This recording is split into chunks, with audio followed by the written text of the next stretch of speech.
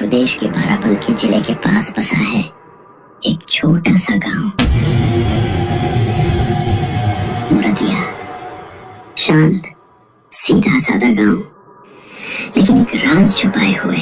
गांव के कोने में एक पुरानी हवेली है, टूटी फूटी वीरान। दरवाजे टेढ़े, दीवारों पर जाले और हर कोने में पसरी हुई खामोशी जो किसी दबी हुई चीख की तरह लगती है।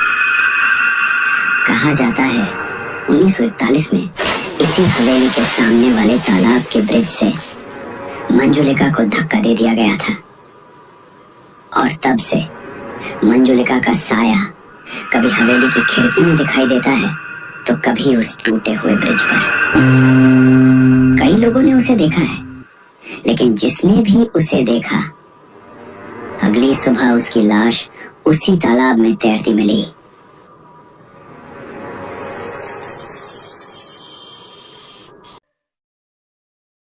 गाइस, आज आगे बढ़ने से पहले हमारी आपसे दिल से एक रिक्वेस्ट है।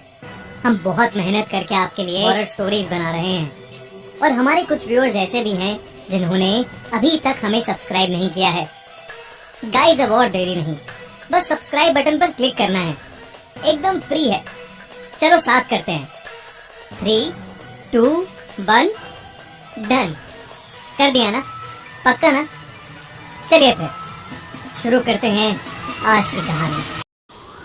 हल्की ठंडी हवा चल रही थी, झींगुरों की आवाजें लगातार सुनाई दे रही थी। कहीं दूर से कुत्तों के भौंकने की मध्यम आवाज गूंज रही थी। चाय के एक पुराने ठेले पर लालटेन की टिमटिमाती रोशनी अजीब सा सुकून और डर दोनों पैदा कर रही थी। चारों दोस्त अर्जुन, रागिनी, अंकित और मीनल गर्म चाय के कुल्हड़ हाथ में लिए बेंच पर बैठे थे। अर्जुन ने चाय की चुस्की लेते हुए हल्की गंभीरता में कहा, अरे तुमने सुना? आज सुबह फिर एक लाश मिली है, उसी तालाब में, वही ब्रिज के पास। हाँ, मैंने भी पढ़ा अखबार में। पुलिस को है ना कुछ करना ही नहीं है, हर चीज को मंजुलिका का साया कहकर टाल देते हैं ये लोग। सीरियसली यार, कौन सी सदी में जी रहे हम लोग? आज भी लोग भूत प्रेत आत्मा इन सब चीजों पे यकीन करते हैं। कितना अंधविश्वास है, सब अनपढ़ों की बातें हैं। तभी उस ठेले के पास एक बूढ़ा आदमी आता है, जिसकी कमर जमीन की तरफ झुकी हुई है, चेहरा झुर्रियों से भरा हुआ और आंखें जैसे अंदर समा गई हो। वो उन चार दोस्तों की तरफ देखते हुए कहता है, हंसी उड़ाना आसान है बच्चों, पर उस हवेली में सिर्फ दीवारें नहीं है, वहाँ एक कहानी आज भी अधूरी है। एक आत्मा है जो अब भी इंतजार कर रही है, अपने धोखेबाज प्यार से हिसाब बराबर करने का।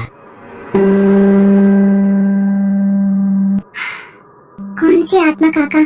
क्या हुआ था उस हवेली में? काका एक गहरी सांस लेते हैं। लालटेन की टिमटिमाती लौ उनके चेहरे को रहस्यमय अंदाज में उजागर कर रही थी।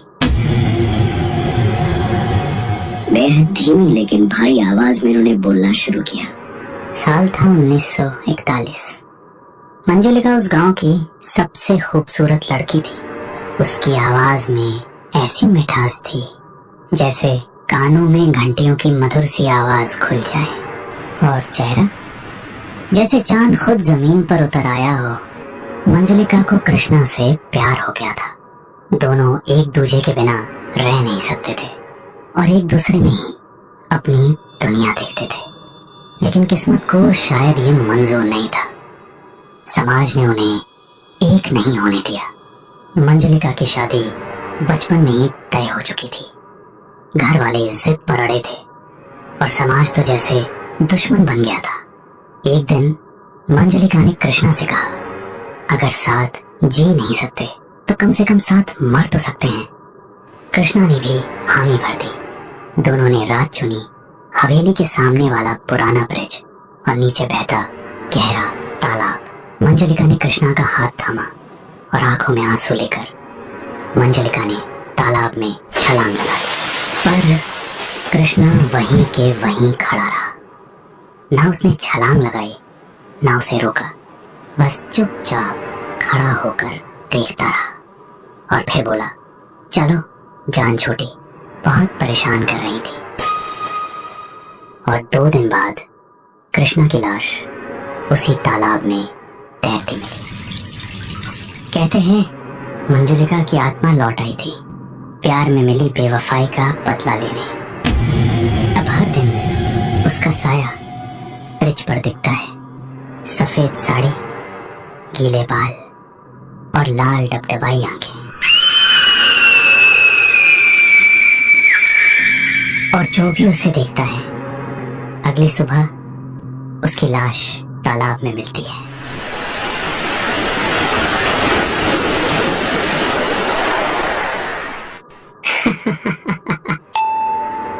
यार क्या स्टोरी सुनाई काका ने, मतलब सीरियसली इतनी डिटेल, इतनी फीलिंग।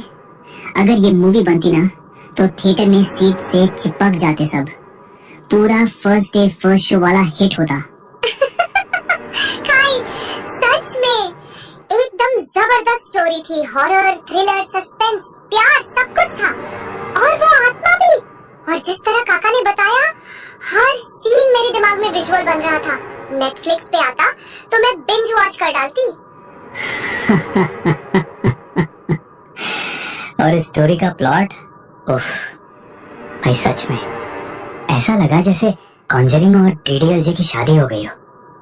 एक तरफ भूत, दूसरी तरफ इश्क। वो मंजलिका का ब्रिज वाला सीन ना, सुनते सुनते मेरी चाय ठंडी हो गई। काका ने ऐसा डायलॉग मारा कि मैंने तो कुल्हड़ नीचे रख दिया।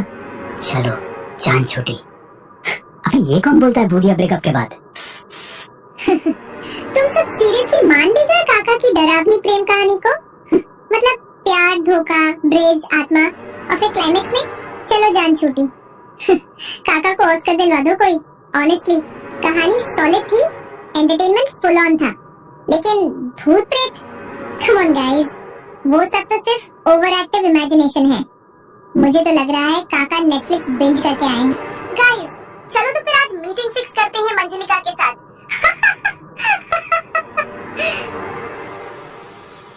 काका धीरे से खड़े होते हैं, उनकी आंखों में चेतावनी साफ झलक रही थी।